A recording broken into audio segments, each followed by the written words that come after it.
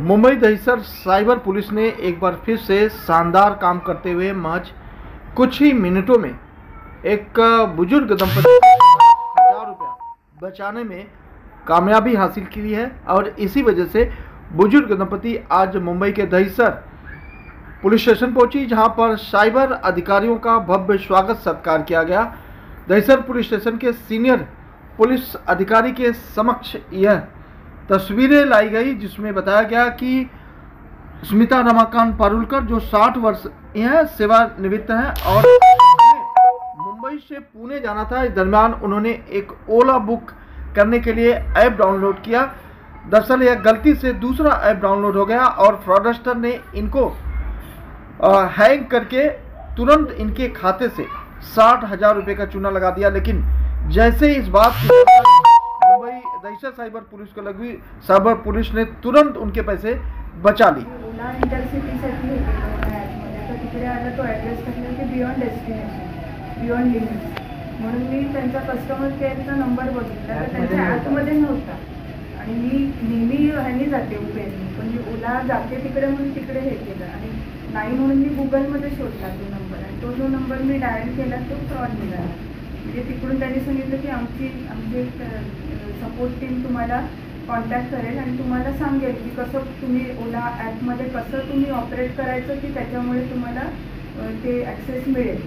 आणि त्यांनी पहिल्यांदा 1-2 वेळा म्हटलं सांगितलं इकडे जा, इकडे जाऊन हे करा आणि तिसरा दिवस त्यांनी म्हटलं असं की तुम्हाला 3 किंवा 5 रुपये भरावे लागतील। तेव्हा मला क्लिक झालं की हे हा नंबरच बरोबर नाही होता, म्हणून मी त्यांना सांगितलं नाही माझा बराच वेळ घेतला तुम्ही, आता नको आहे मला तुमची सर्व्हिसच नको आहे, तर आता मला नाही करायचं ओलाने नाही जायचं आणि मी ब्लॉक केला नंबर।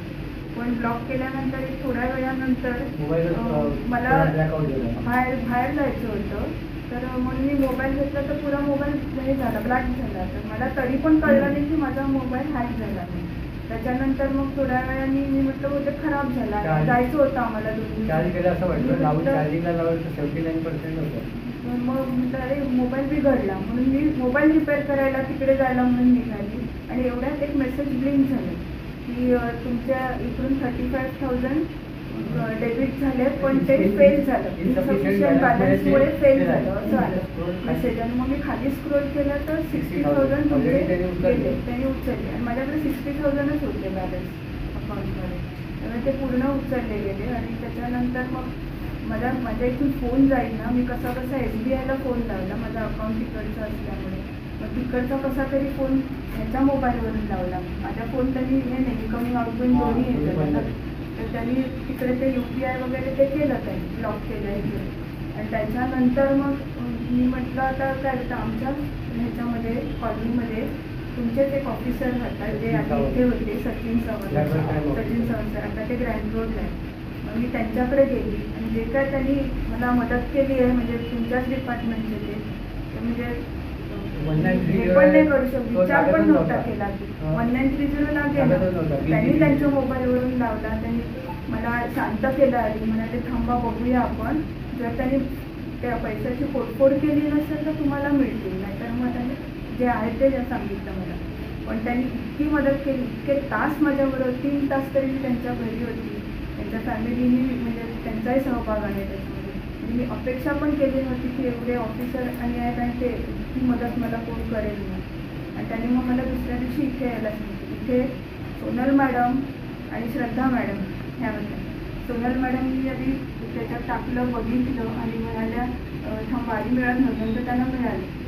त्यांनी जसं का त्यांचे पैसे वाचले आणि उडी मारतात तशी त्यांनी उडी मारली खरं म्हणजे याच्यात सांगितलं म्हणजे माझे की मी माझ्या आमच्याच फॅमिलीमधल्या त्या आहेत असं मला वाटतं। मला शांत केलं तर मी खूप नर्वस झाली होती। त्यांनी मला आधी सांगितलं नाही तुम्ही हे करू नका, शांत व्हा पहिल्यांदा, त्या थोड्या दमाने पण बोलतात शांत नाही झालं तर म्हणजे ते बरोबर आहे योग्य त्या ठिकाणी, तुम्ही शांत व्हा पहिल्या म्हणायचं हे करू नका, तुमचे वाचले आहेत पैसे आणि पूर्ण वाचले तर काही नाही, आता काय काम आहे ते आम्ही करणार।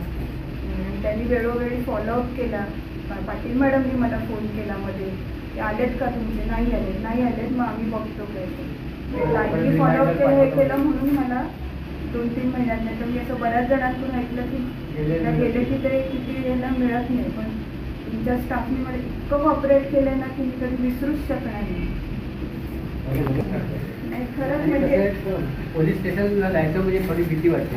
आणि ते आल्यावर असं वाटतं ना की म्हणजे मी पोचायच्या आधी माझे आधी मी ते पैसे मी सेव्ह केले ह्याच्या ट्रीटमेंटसाठी, आणि मला आता ह्याची ट्रीटमेंट स्टॉप होणार म्हणजे ते विचार डोक्यात विचार